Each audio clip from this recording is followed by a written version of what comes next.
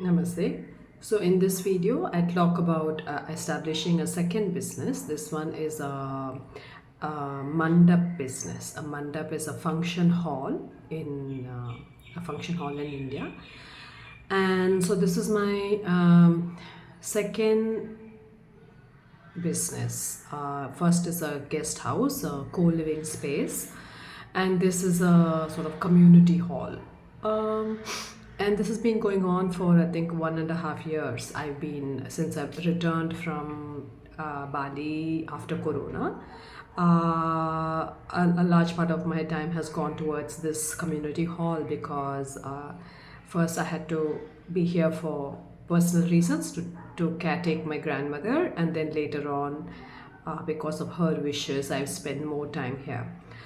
And I think I returned to India after Indonesia after Corona in October 2021. So it's been solid 2 years now. It's October 2022, and I feel exhausted. There's a lot about India that is easy also. So there is the market to buy things is deep. So you get medicines cheap, you get medicines expensive, you get hospital care cheap, hospital care expensive. So this continues across clothing cheap, clothing expensive. So this continues across a wide variety of stuff. So somewhere the price points are much more large in India in comparison with either the West or the East. So that's one of the things I like about being here, because it's not such a big trouble if I have money or I don't have money. Um, and then it's a tropical country, so there's a lot of possibility of plants and trees and flowers and fruits. That's another thing I really like.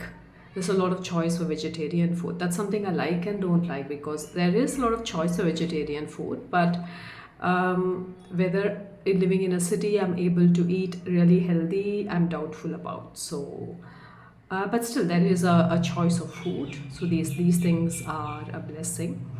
There is a lot of powerful stories of the ancestry.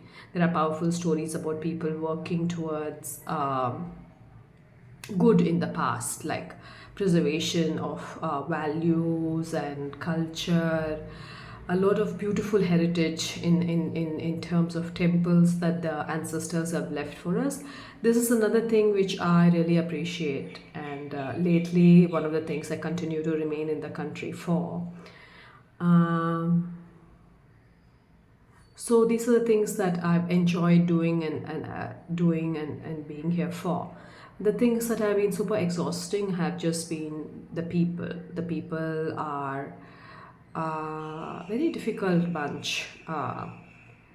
The Westerners typically tend to be very forthright, very so the aggression is in your face, and in the East the aggression is more subtle, like in Indonesia, people won't really tell to your face what they think about you, especially in Bali. But there's a lot of judgments going on at the back. But in large parts, they keep the social space between you and them clean, because they don't really tend to have open, loud conflicts. India takes somewhere the worst of the East and the West when it comes of dealing with people. So there's a lot of background, backstabbing, noise, gossip that goes on. There's also a lot of confrontation to the face. So, especially in Tamil Nadu, so people tend to have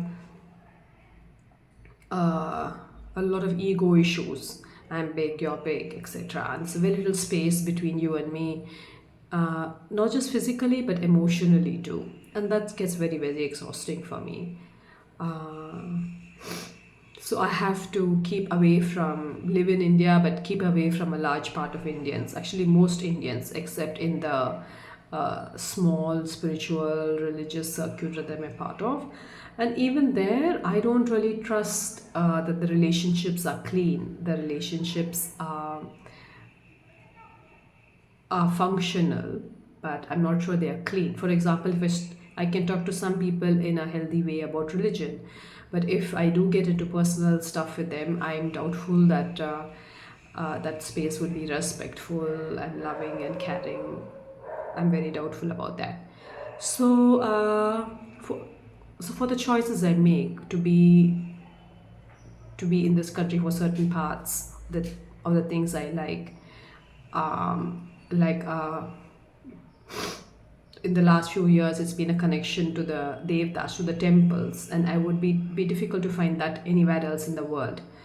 So the compromise of that has to be the dealing with Indians, the large pool of people who are disruptive, selfish, competitive, etc. So, for example, so I'm not just saying this because I'm in hate, right? For example, in the community hall, there was a function a week ago, September 26th, and I somebody took a tablecloth. Okay, they stole a tablecloth. Then they stole floor cleaner. They stole a new bottle of floor cleaner. They took it away. Then two of the toilets are broken. Then somebody has taken away one of the screws from my German imported grass mowing machine, which I had put in another room. It is not connected in the storehouse, not connected to the party hall. So they just taken one screw off that machine. But the screw is a German make, so it's not going to be found anywhere else in India. It's going to be very hard. I'll have to see how to get it.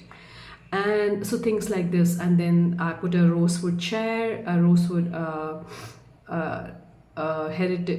heritage chair in the main hall, where there's dining space, because I thought it looked a bit crude. The most of the tables were in steel, but so to up it and put a rosewood chair meant that somebody has broken the arm of the chair because they've lifted it without care. So and when they go, they just say thank you and leave. Yes, they don't really take into account all of the damages they've caused to me. So every time I let like 100 Indians into my function hall, I have to deal with the damages that happen afterwards. And so things like this.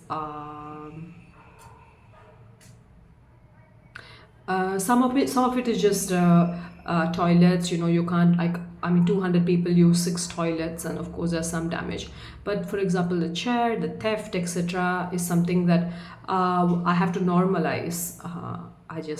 But I don't really want to normalize. I don't really want to live in a society which has no values, no real direction of what is right, what is wrong, no real self-respect. There's a lot of ego, like I'm bigger than you, so you have to come up to me and talk to me. I won't come up to you. There's a lot of this, but there's no genuine self-respect. Okay, because I'm worthy, I will treat you with respect. This I find much more in Bali. So I find it in general to be on the outskirts of the Balinese, on the outside of the Balinese society. I find much more healthy for me than to be anywhere within the Indian society. I live barely on the outskirts of Indian society, and it's even that is not a very healthy space here.